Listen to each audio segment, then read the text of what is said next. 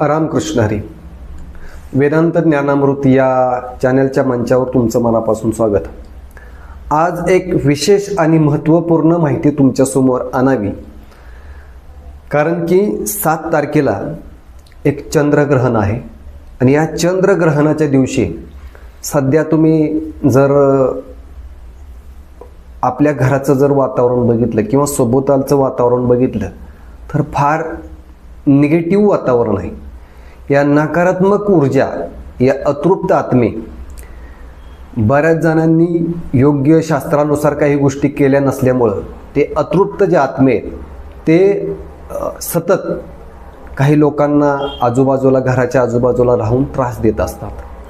मग हे अतृप्त आत्मे जे अडखळलेले असतात त्यांना मुक्ती मिळावी म्हणून या चंद्रग्रहणाच्या माध्यमातून आपण जर त्यांना या चंद्रग्रहणाला मुक्ती देण्यासाठी तुम्ही एखादा जप केला आणि त्याची जी काही पुण्य आहे ते त्यांना प्रसारित केलं तर त्यांना त्यांच्या त्या अतृप्त योनीतून मुक्ती मिळू शकते आणि ते स्वर्गात राहू शकतात. इतका महिमा या चंद्रग्रहणाचा आहे.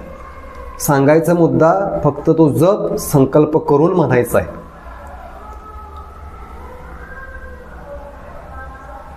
जसं की उदाहरण, ओम अस्य श्री हनुमंत देवता महामंत्रस्य हनुमंत देवता बजरंग देवता राम ऋषी जगती छंद मम भक्ती शक्ती नियंत्रिता श्री हनुमान देवता पृथ्यर्थे पाठे जपै मम प्रेत पितृ मलिन देवदेवता उद्धार हेतु मम शारीरिक बंधन बुद्धि बंधन व्यापार बंधन खोलनया बंधन हीन हेतु मम पितृदोष निवारण हेतु तांत्रिक द्वारा भेजे गए मलिन देवी देवता निवारण हेतु आध्यात्मिक ऊर्जा प्राप्ति हेतु व हनुमंत देवता दर्शन हेतु विनियोगाय नमो नमः. मग मनोजवम मारुत तुल्य वेगम जितेंद्रिय बुद्धिमता वरिष्ठम वातात्मजम वानरयुत मुख्यम श्रीरामदूतम शरणम प्रपद्ये. आणि मग जो मुख्य मंत्र आहे, जसं की ओम हम हनुमंते नम असा एक मंत्र आहे, ओम हम पवननंदनाय स्वाहा असा एक मंत्र आहे.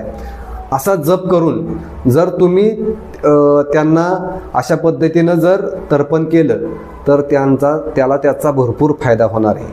सांगण्याचा मुद्दा, या चंद्रग्रहणाचा तुम्ही फायदा घ्या आणि अशा पद्धतीनं प्रयत्न करा, नक्कीच त्याचा लाभ होईल. चॅनलवर नवीन असाल तर बेल आयकॉन प्रेस करा, जेणेकरून या पुढील व्हिडिओ असेच तुमच्या समोर येतील. रामकृष्ण हरी.